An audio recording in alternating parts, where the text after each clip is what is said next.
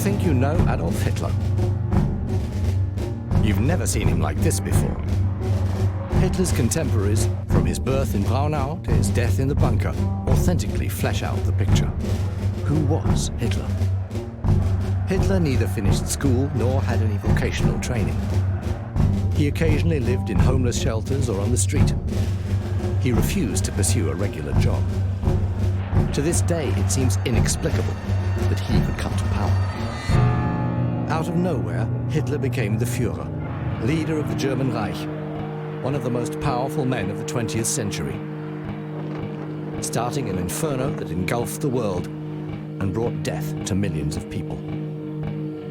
The nation worshipped him and followed him blindly into the abyss. But during his lifetime, he kept his origins and his life secret. No one should know how or who he was. Fascinating and oppressive accounts from companions, friends, and enemies, as well as the most extensive collection of archive material ever shown. Much of it, hitherto unpublished, reveal who Hitler was and how he could become what he was. A notorious liar and an unscrupulous murderer. Under the protection of the Hitler-Stalin Pact, Hitler invades Poland. Great Britain and France immediately declare war on Germany. Despite all the warnings, this comes as a surprise for Hitler. He is unsure of himself, but the rapid occupation of Poland restores his self-confidence. The continuing passivity of the Western Allies encourages him to go further. After the occupations of Denmark and Norway, he invades the Netherlands, Belgium, and France. Great Britain is stunned.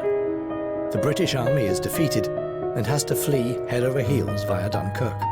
Hitler's confidence rises to immeasurable heights, but his next steps will have fatal consequences.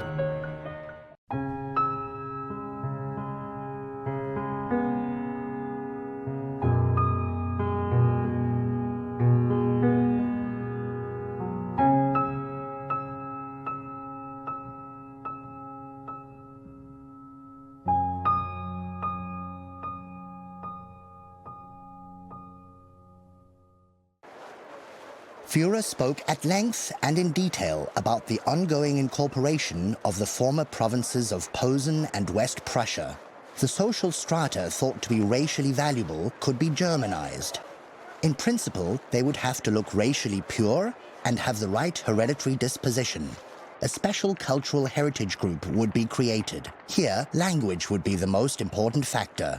He said he wasn't interested in the Polish intelligentsia, as they were the supporters of Polish nationalism. Gerhard Engel, army adjutant to Hitler, memoirs in diary form. Heinrich Himmler's pocket diary. Berlin, office, post-briefing, 13 minutes. 11 a.m., leave for Plock.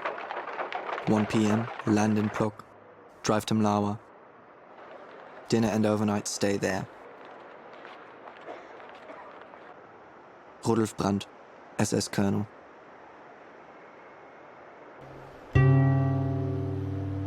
The Poles are not a people to form a state. I traveled back and forth across the country with the Reichsführer SS. A country with so little idea of the essence of settlement has no claim to independent power in the European sphere. It is a colonial country. Hans Jost, writer, president of the Reich Literature Chamber.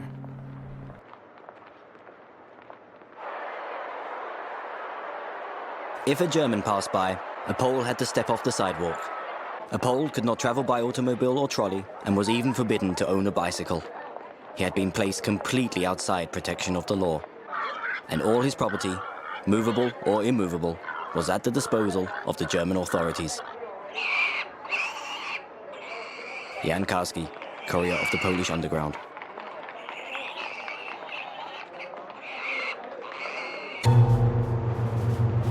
Diary, Tuesday, April the 9th, 1940.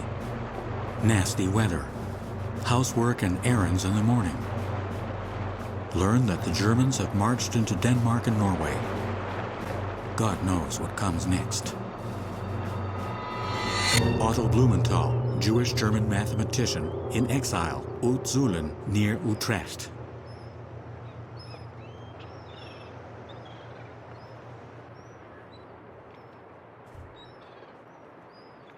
After the war, we'll have to ask the English how they could claim on a daily basis to rule the waves when Germany was able to land troops in 6 different places in Norway. Friedrich Kellner, court employee, Laubach. Diary, Wednesday, April the 10th, 1940. Contradictory news from Norway.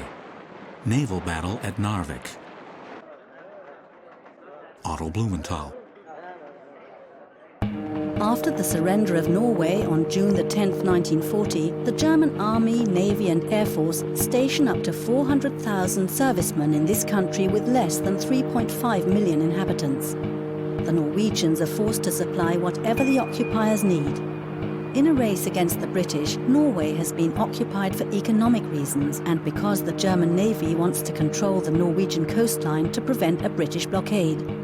From 1942 onwards, the German army divisions are not particularly strong. Above all, they are used to secure the supply of Swedish iron ore via the port of Narvik against an Allied invasion. From all this wreckage and confusion, there emerged one fact of major importance potentially affecting the whole future of the war. In their desperate grapple with the British Navy, the Germans ruined their own, such as it was, for the impending climax. Winston Churchill, the Second World War.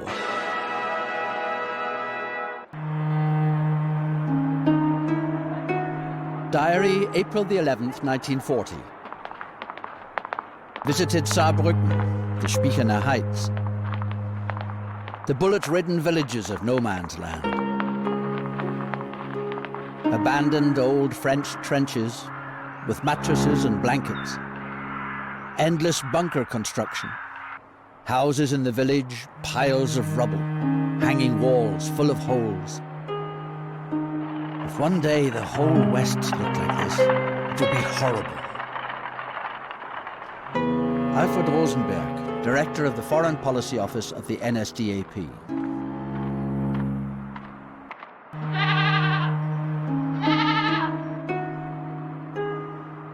I tried to read in the faces of the thousands what was in their minds this Easter day. But their faces looked blank. Obviously, they do not like the war, but they will do what they're told. Die, for instance. William Shira, reporter for Columbia Broadcasting System.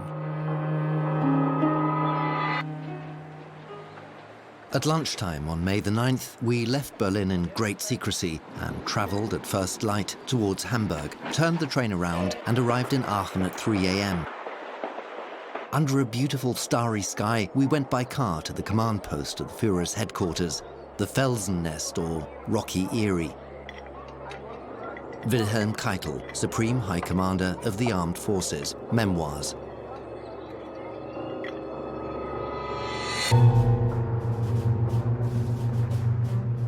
Hitler gathered his small executive staff and announced in a firm, clear voice that the offensive against France had begun that morning. The first birds were chirping in the dewy bushes, and in the distance, we could hear the thunder of artillery.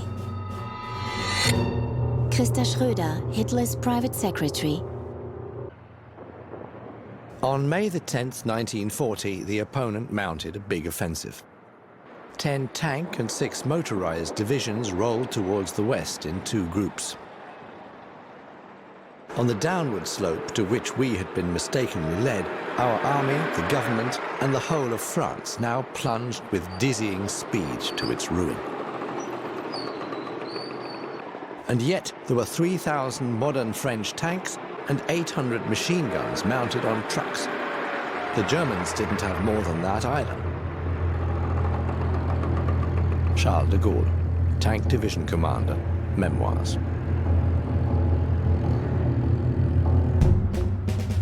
Diary, May the 10th, 1940. The final battle is beginning and will decide the fate of Germany, probably forever, definitely for centuries. The Dutch have now been agitating against us for 7 years and have let in all immigrants. They were just interested in doing business and were bosom friends to all the Jews in the world.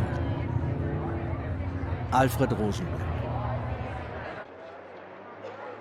In the first Armed Forces report at noon on May the 10th, I had recorded the sentence, "The Führer has personally taken over supreme command of the German army operating in the West."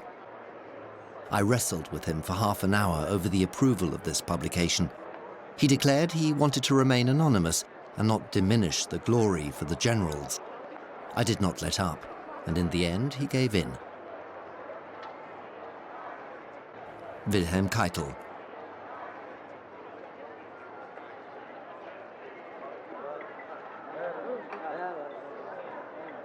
Transcript of talks between Admiral Darlan and the Führer at Obersalzberg. The Führer emphasized that he didn't have the ambition to become a great commander, but more importantly, to protect the cultural and social rise of the German nation as the Führer of its people. Others had insisted he become commander. He was the revolutionary spirit and the pulsating element of the German army and its great organizational machinery. He knew its tendency to exaggerated thoroughness, against which he tirelessly fought. Otto Dietrich, head of press of the NSDAP. Hitler took the credit for the success of the Western campaign. Albert Speer.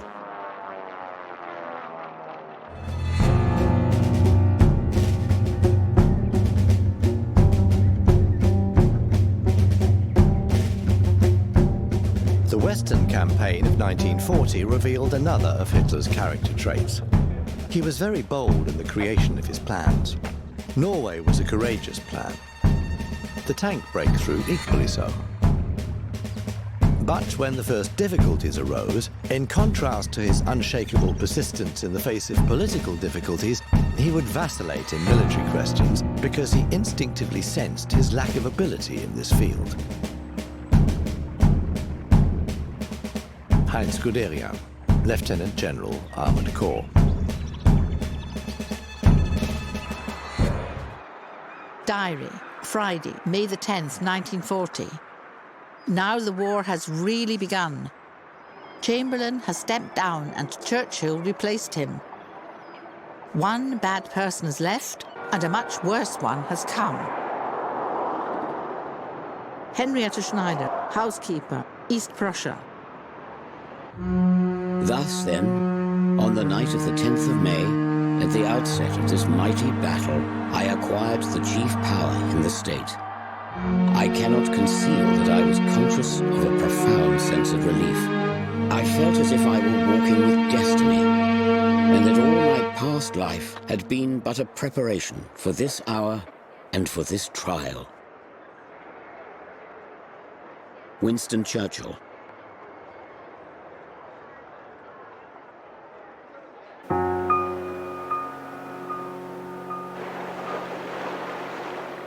Diary, Saturday, May the 11th, 1940. If I had to spend my whole life with a man, I would choose Mr. Chamberlain. But I think if there was a storm and I was shipwrecked, I would sooner have Mr. Churchill. He has a funny face, like a bulldog in our street. Nella Last, Barrow-in-Furness, Lancashire.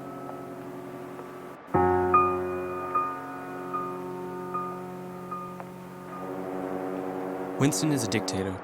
He cannot be overruled, and his colleagues fear him. The people have set him up as something little less than God, and his power is therefore terrific. Robert Menzies, Prime Minister of Australia, from 1939 to 1941.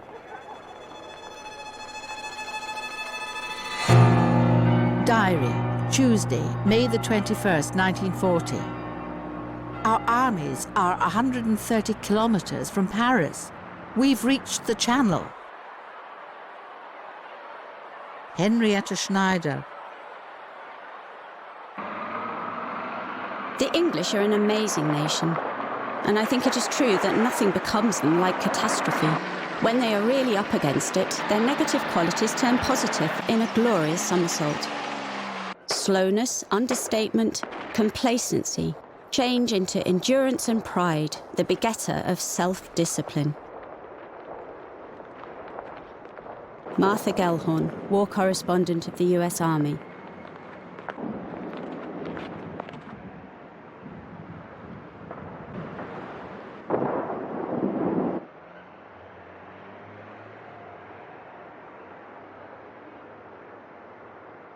The well-trained English army appears to be finished for the most part. One would do well to have a small flask of morphine handy. One might need it. Stefan Zweig, Austrian writer, in exile, Bath, England.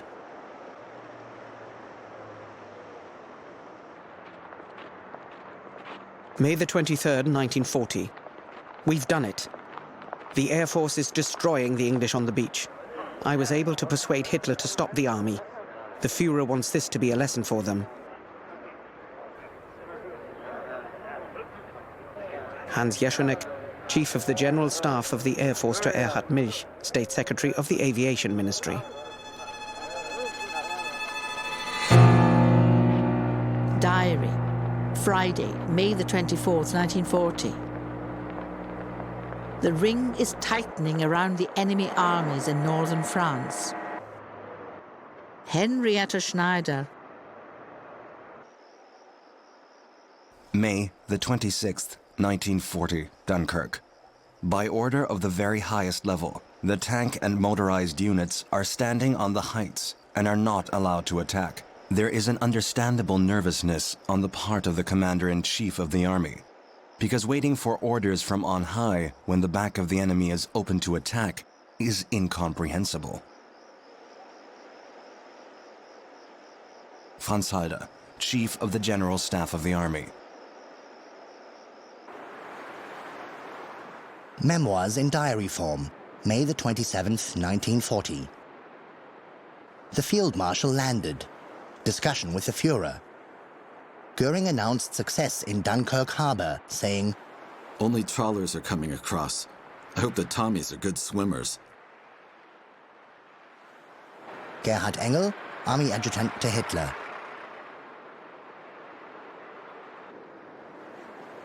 The British Army?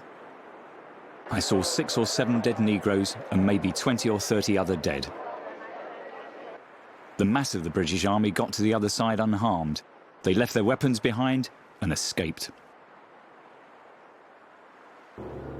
Erhard Milch, General of Aviators, to Hermann Göring. Diary, June the 8th, 1940. I anticipate that Italy will come in now. It is a hard time for all who care for freedom. Neville Chamberlain, Lord President of the Council. Fascist Italy does not participate in the war against Poland or Western and Northern Europe, but Mussolini wants to benefit from Hitler's victories and get a share of fame and booty. On June the 10th, 1940, Benito Mussolini declares war on France and Britain. Italians. At that memorable meeting in Berlin, I said that if someone has a friend, he marches with him to the end, according to the laws of fascist morality. And that is what we have done with Germany, with its people, with its victorious armed forces. Diary, Friday, June the 11th, 1940. And what is the secret of this victory? Surely the immense dynamism of the Führer. Eduard Wagner, Artillery General.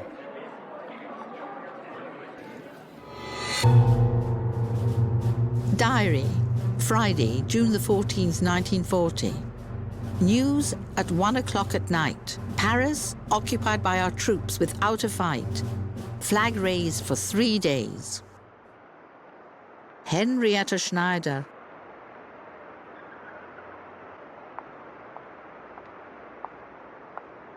Letter to William S. Schlam, Courier, Portugal, end of June 1940. It was confirmed everywhere that the surrender of Paris had been a demoralizing factor. From that day on, according to one officer, the Germans couldn't advance as fast as the French fled.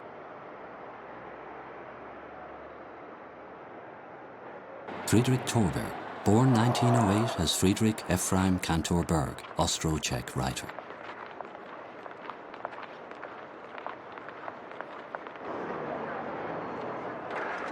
Adam Cherniakov, head of the Jewish Council of the Warsaw Ghetto. Diary, June the 17th, 1940. Jews will be evicted from public housing. Rumors yesterday that all of France has collapsed. France offered a ceasefire on June the 17th. I've never seen Hitler as happy as on that day. Heinz Linger, valet to Adolf Hitler. France's peace offer was submitted to him while he stood surrounded by his officers. He slapped his thigh in a lively gesture. We were to one side and observed the scene that Walter Franz also filmed. Christa Schröder, he was my boss. Heinrich Hoffmann. Keitel, who was carried away by an outburst of emotion, coined the fatal phrase, My Führer, you are the greatest military commander of all time.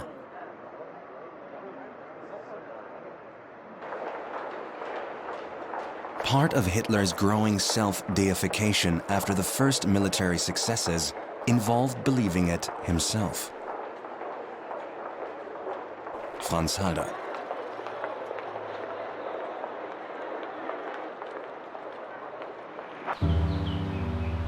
Charles de Gaulle radio broadcast on the BBC to France, June the 18th, 1940. Is defeat final?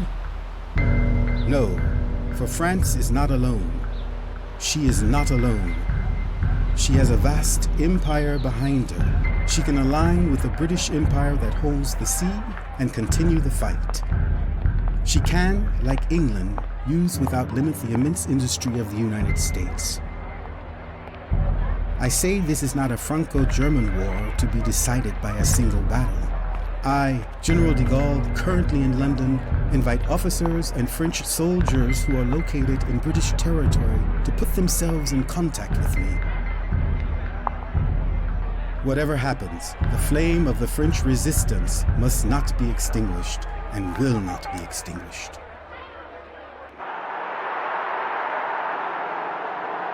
In the Western Campaign, 50,000 soldiers of the German army die. More than 1.2 million soldiers from France, Great Britain, the Netherlands, Luxembourg, and Belgium are captured.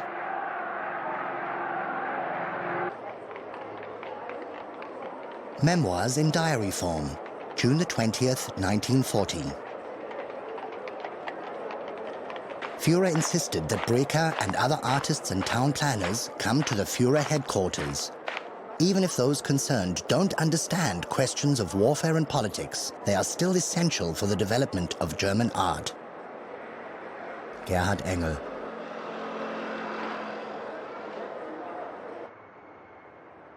June the 23rd, 1940. Hitler sheds light on my reason for being here. I intend to drive to Paris with you, Speer, and Giesler. A motorcade is waiting for us. Hitler sits next to the chauffeur in the first open car. I'm behind him. Next to me, Speer and Giesler. Paris is deserted. Dead. Not a soul in sight. This morbid impression seems to depress Hitler as well. Speechless, cramped, he cowers in his seat until we stop at the steps of the opera. Arno Breker, sculptor and architect. It was my life's dream to see Paris. I can't tell you how happy I am that it has been fulfilled today. For a moment, I felt sorry for him. 3 hours in Paris, the last and only time, made him happy, as if he was at the height of his success. Albert Speer.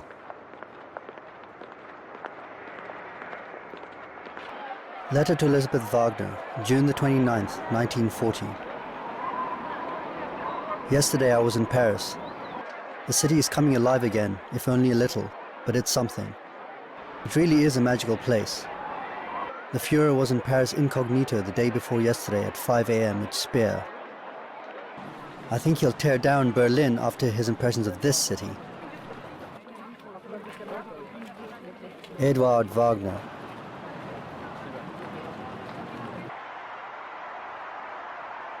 Eva Braun, who never appears in public, films the arrival of Adolf Hitler and his entourage in Berlin from a window of the Reich Chancellery.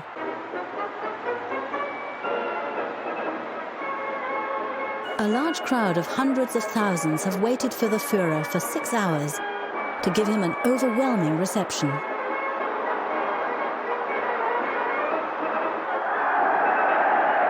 Hitler was at the height of his power. He was the master of Europe. Gustav Mannerheim, Field Marshal of Finland. Resistance to Hitler lost considerable ground in May and June 1940. Hitler's prestige had risen further. Ernst von Weizsäcker, State Secretary of the Foreign Ministry.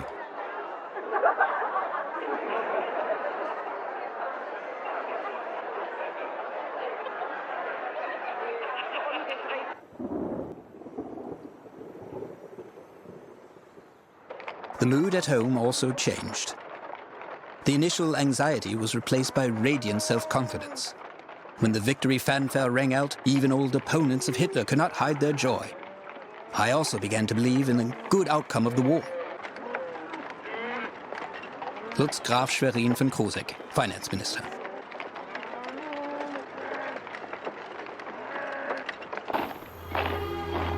The Hitler mystique was beyond analyzing. There was magic about the man. The gods or lot must have been totalitarian, but they or it loved this man. He never lost. He was predestined to win, or so it seemed.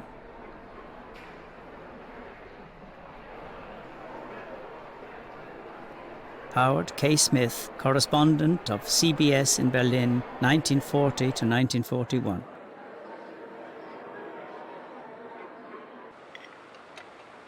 Valley M., schoolgirl, Frankfurt am Main. One evening a week, we were allowed to listen to the German Army Request Program. We always looked forward to this, and our favorite songs were Lili Marleen and The Lullaby from Annelie.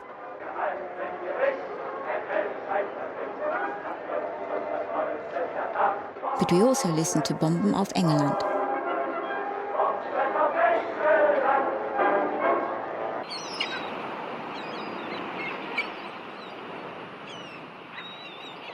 The Atlantic coast, from the North Cape to the Spanish border, was in the hands of the Germans. The British Army was defeated and had fled the mainland with no weapons. The airspace on the continent was under German control. An invasion of Great Britain seemed under preparation. Ernst von Weizsäcker. There were frequent visits by leading dignitaries. The Japanese always brought the most wonderful gifts. I can remember once there was a really old sea chart on which one could see how to walk from the mainland to Great Britain without getting one's feet wet. Rohush Mish, SS Bodyguard Regiment. A stay of a few days in the English capital was all that was needed to recognize the difference between London and Paris. Here, no one was considering capitulation. Julius Deutsch, Austrian socialist of Jewish descent, in exile. Memoirs.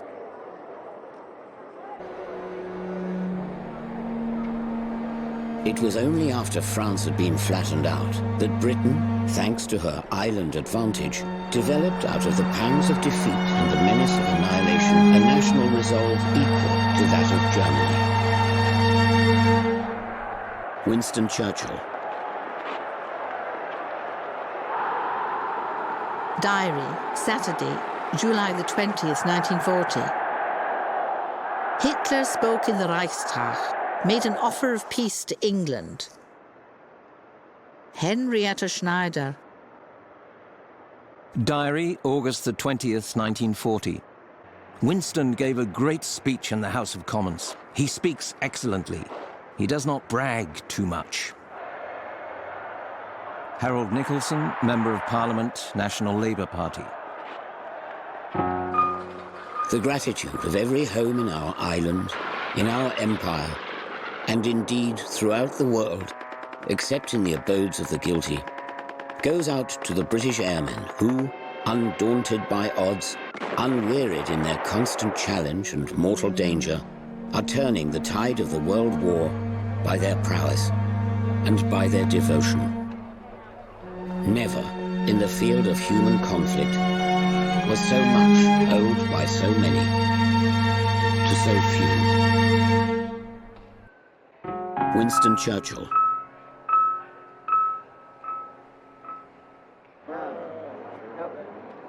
On August the 24th, 1940, the first bombs fall on London. Despite the fact that German bomber forces are 10 times larger and Allied planes have to fly 6 times further, Winston Churchill orders the immediate bombing of Berlin.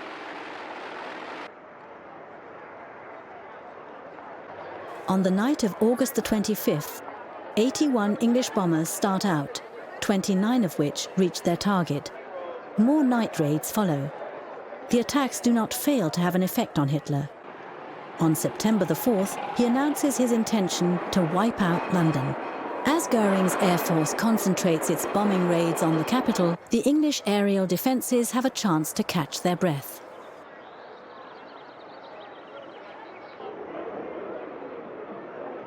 We had our first big air raid of the war last night. The Berliners were stunned. They did not think it could happen. When this war began, Goering assured them that it couldn't. The Berliners are a naive and simple people. William Shirer, U.S. journalist.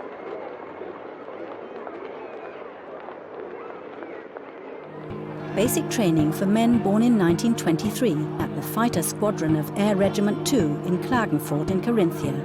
Carinthia is a Reichsgau in Austria, which is now called Ostmark in the Greater German Reich.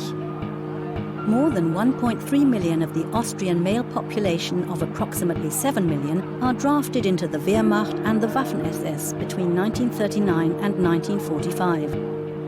242,000 Austrians are killed in action. That is about 8% of the male population, while in the Old Reich it is more than 30%. The governments of Canada, Australia, New Zealand and South Africa formally request that the royal family, or at least the 2 young princesses, be brought to safety in order to protect the crown, regardless of the fate of the motherland.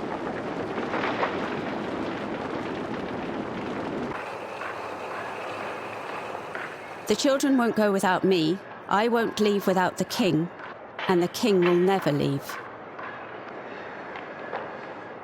Queen Elizabeth, Queen Consort of King George VI.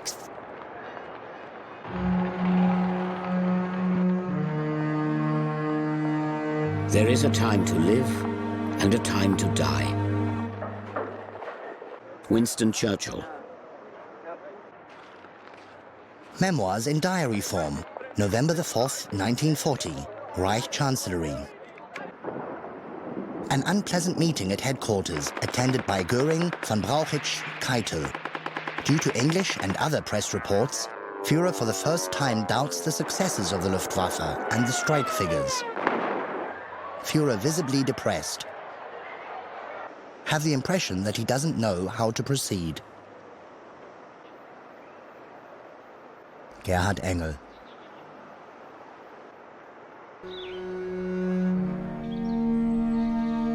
The gent has taken off his clothes and put on his bathing suit, but the water is getting colder, and there is an autumn nip in the air.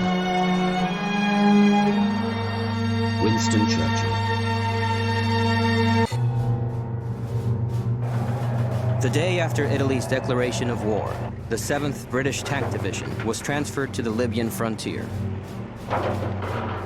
We were not exactly the most modern force on Earth. Some of our armored cars were old Rolls-Royce Silver Ghosts, used by Lawrence of Arabia in the First World War. But we quickly took one border post after another. Dennis Avey, Private, 2nd Rifle Battalion. November the 17th, 1940. We gathered close to the Libyan frontier, 40 miles south of the sea, in a forbidding but now familiar landscape of sand and gravel. At 0600 hours the next morning, November the 18th, we cut through the wire and set off. All around, we could see tanks and other vehicles streaming across the desert towards Tobruk. Dennis Avey.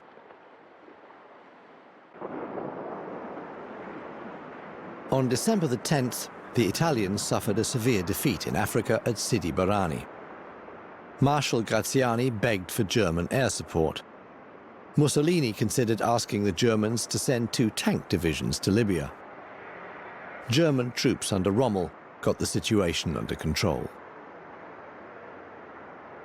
Heinz Guderian.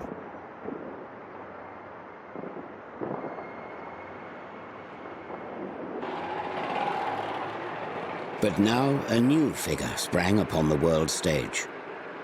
Rommel took charge of the growing German contingent. He strove immediately to enforce an offensive campaign. His ardor and daring inflicted grievous disasters upon us.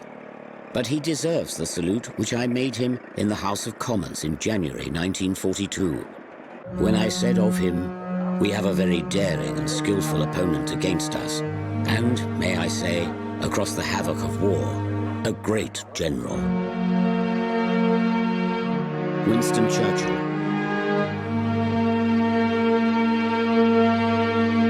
The next day, November the 20th, we buried my friend, Bill Manley. Dear old Bill. It was towards first light when we buried him. I got on my knees, pulled as much sift sand away as I could, trying to prevent it trickling back into the shallow grave. We removed 1/2 of the dog tag from around his neck and dropped him into a shallow dent in the desert. I tried not to look at his face as I pushed the sand back over him. I left him somewhere in the shifting sands, south of Sidi Rezé. Dennis Avey. Diary Berlin, December 1st, 1940. For most Germans, this is an end in itself. For to be strong in their scheme of life is to be all. It is the emergence of the primitive tribal instinct of the early German pagans of the vast forests of the north, to whom brute strength was not only the means, but the end of life. It is this primitive racial instinct of blood and soil which the Nazis have reawakened in the German soul. William Shirer. Paris in November 1940. The defeat of France leads to a partition of the country under the Armistice of Compiègne, the German garrison headquarters on Place de l'Opéra. Under the German occupation, the Parisian cityscape changes. The German soldiers have their own cinemas, cafes, and about 60 brothels. The Guard regiment marches along the Champs-Élysées to the garrison headquarters. Northern France, Paris, and the entire Atlantic coast are subject to a German occupying regime. From July 1940, the south, over 40% of France, and the colonies are managed by a new French government based in Vichy, which pursues a course of limited collaboration with the Germans.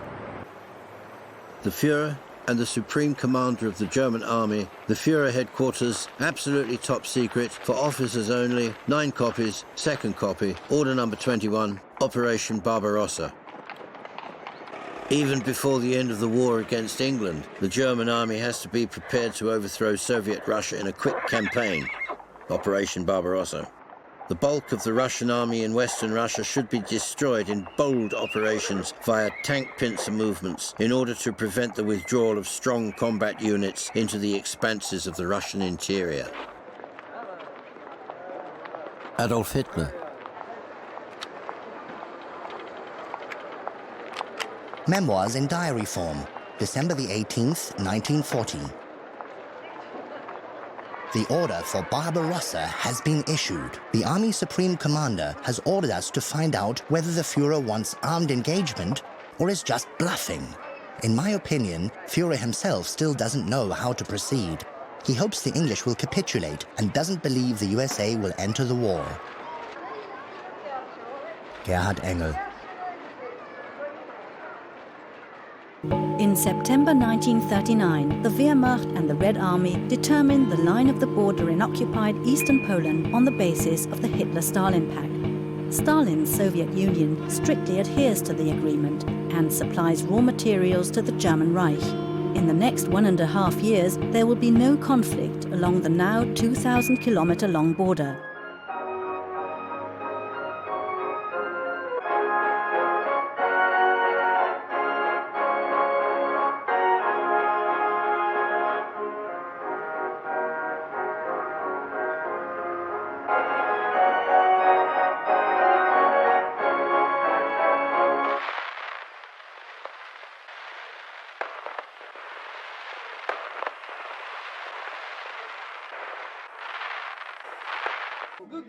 Diary, Wednesday, January the 1st, 1941.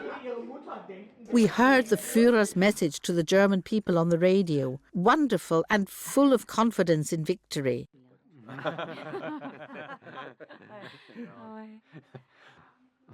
Willem Zig also came, and we ended up playing a cosy game of skat. Henrietta Schneider. On February the 18th, 1941, we drove from Berchtesgaden to Hitler's house on Obersalzberg. Hitler greeted us in the entrance hall with the tree of Untersberg. Here, Hitler spoke. For 1.25 hours, he gave a summary of the development of the armored tank. He concluded his talk about tank characteristics by saying, what's most important? Armament second most important, and armor a distant third. His opinion, in a nutshell, was, the tank is not an insurance policy.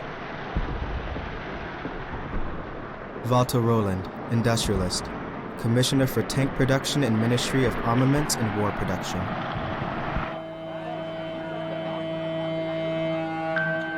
At the beginning of April 1941, the motorized flak regiments 19 from Kitzingen and 6 from Hamburg were relocated from France and Belgium to Bulgaria. In the foothills of the Rila and Pirin mountains, watched by Bulgarian troops, a football match between the regiment's first batteries takes place.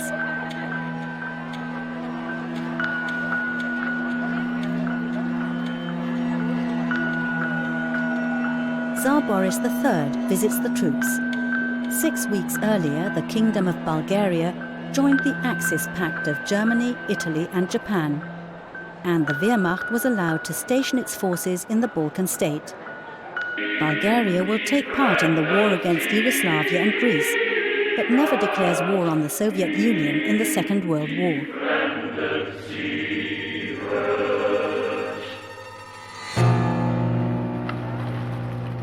Hitler regards the Serbs as the most effective at nation-building and thus the most dangerous people in the Balkans. Milovan Djilas, Yugoslavian communist from Montenegro. Memoirs. Diary, April the 5th, 1941. Very early on Saturday morning, the attack on Yugoslavia and Greece is to begin. In Greece, we will try to reach Thessaloniki as quickly as possible. Yugoslavia will also be attacked by Bulgaria and Hungary. The state will be broken up. Italy will be given the coast, Bulgaria, Macedonia, and our Bavarian Eastern March areas are to receive the former Austrian provinces. Josef Goebbels.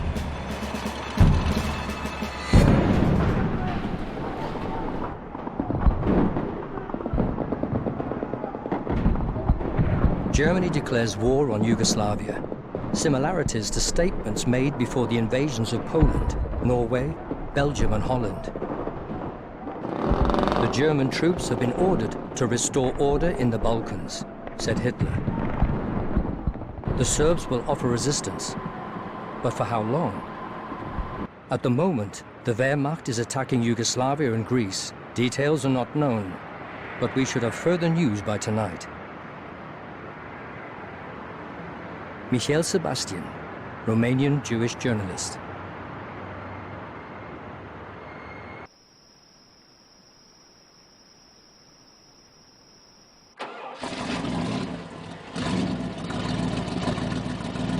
Weather as yesterday, a little cloudier at lunchtime and still cold. Thessaloniki occupied by the Germans. Otto Blumenthal. Diary. Easter Monday, April the 14th, 1941. The position in Libya becomes worse, and Egypt is threatened. In the Balkans, the Yugoslavs are going to collapse, and as the Greeks have not withdrawn their Albanian divisions, our Greek position rendered untenable. Robert Menzies, Prime Minister of Australia.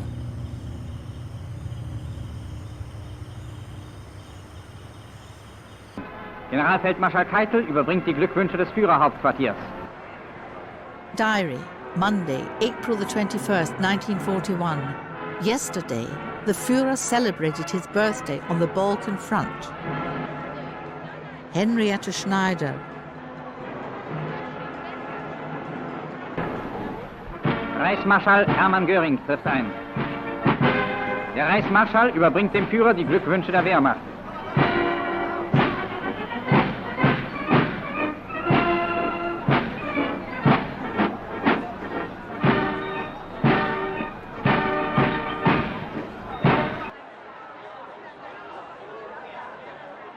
Hitler's invasion allowed suppressed century-old darkness to rise again, in a new guise and with new motivation. No nation is free of similar phenomena. Neighbors had lived peacefully next to neighbors, and both would have continued their whole lives long, like their grandfathers. But now they're looting and wiping each other out. Milovangelas.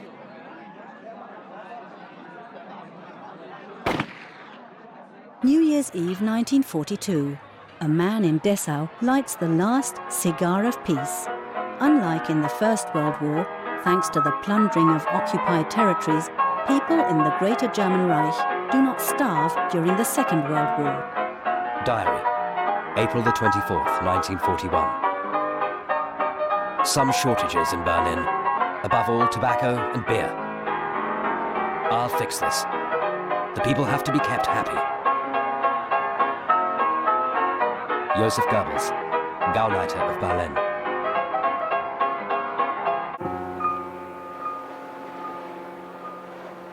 Radio address on the BBC, April the 27th, 1941. The peoples of the British Empire and of the United States are determined that the cause of freedom shall not be trampled down. Last time I spoke to you, I quoted the lines of Longfellow. I have some other lines which are less well known, but which are appropriate to our fortunes tonight. And I believe they will be so judged wherever the English language spoken or the flag of freedom flies. For while the tired waves vainly breaking seem here no painful inch to gain, far back through creeks and inlets making comes silent, flooding in the main, and not by eastern windows only. When daylight comes in the light. In front, the sun climbs slow, how slowly. But westward look, the land is bright. Winston Churchill. Diary, May the 27th, 1941. Report. I have never believed and cannot see how the British Empire can defeat Germany without the help of God or Uncle Sam. Perhaps it will take both. General Raymond E. Lee, Chief of U.S. Military Intelligence in Great Britain. My next-door neighbour says she prays to God to strike Hitler dead. Cannot help thinking, if God wanted to do that, he would not have waited till Mrs. Helm asked him to do so. Nella Last, Barrow in Furness, Lancashire, Diary.